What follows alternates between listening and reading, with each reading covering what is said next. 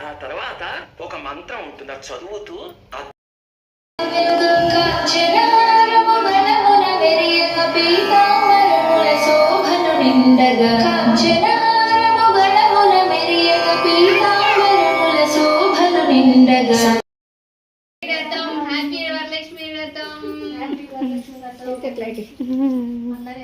అటు పో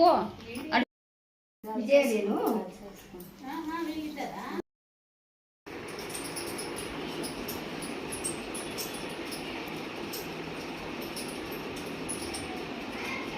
పార్టీకే కొట్టది